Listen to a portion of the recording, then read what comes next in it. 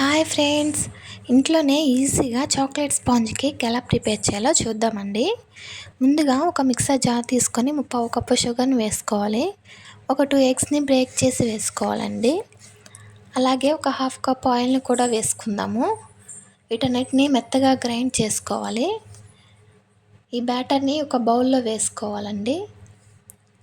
1 cup మైదాకి ముప్పావు cup షుగర్ని add చేసుకోవాలండి. నేను 1 కప్ మైదా తీసుకుంటున్నాను. ఇలా ఉండలేమీ లేకుండా జల్లించుకోవాలండి. అలాగే ఒక హాఫ్ కప్పు కోకో పౌడర్ కూడా యాడ్ చేసుకుందామండి. ఉండలేమీ లేకుండా దీన్ని కూడా బాగా జల్లించుకొని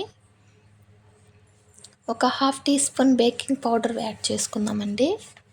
అలాగే ఒక హాఫ్ టీ స్పూన్ బేకింగ్ సోడాని కూడా యాడ్ చేసుకుందాం. వీటన్నిటిని ఒకే డైరెక్షన్లో మిక్స్ చేస్తూ ఉండాలండి. ఇలా ఒకే డైరెక్షన్లో చేయాలి, లేదంటే కేక్ మనకి సరిగా రాదండి. ఒక హాఫ్ కప్పు మిల్క్ని కూడా వేసుకుందామండి. ఇలా యాడ్ చేసుకొని బాగా మిక్స్ చేసుకుంటూ ఉండాలండి. ఒక 3 or 4 డ్రాప్స్ వెనిలా ఎసెన్స్ని కూడా యాడ్ చేసుకుందాం. ఈ బ్యాటర్ ఇలా ఉంటే సరిపోతుందండి మనకి. వెనిలా ఎసెన్స్ని కూడా యాడ్ చేసుకొని బాగా మిక్స్ చేసుకోవాలండి.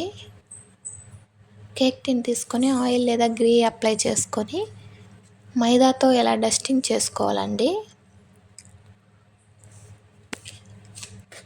ఈ కేక్ బ్యాటర్ని మౌల్డ్లో వేసుకొని ఒక 2-3 టైమ్స్ ఇలా ట్యాప్ చేయాలండి.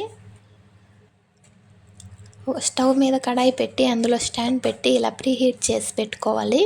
ఈ కేక్ మౌల్డ్ని కూడా స్టాండ్ మీద పెట్టి మీడియం ఫ్లేమ్లో ఉడికించుకోవాలండి. ఒక అరగంట ఆగి చూస్తే, ఇలా నైఫ్తో చూస్తే, గుచ్చి చూస్తే ఏమీ అంటుకోకుండా క్లీన్గా వస్తే మనకి కేక్ రెడీ అయినట్లే. చూసారుగా ఎంత ఈజీగా వచ్చేసిందో మనకి. ప్లేట్లో పెట్టి మనం రివర్స్ చేసి ఇలా చూసారుగా, అంతే, ఎంతో టేస్టీ చాక్లెట్ కేక్ రెడీ. ఎంత స్పాంజ్ లాగా వచ్చిందో చూడండి.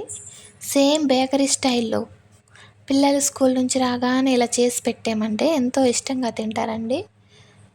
తప్పకుండా మీరు ట్రై చేయండి. చూసారుగా ఎంత స్పాంజ్ లాగా వచ్చేసిందో కేక్.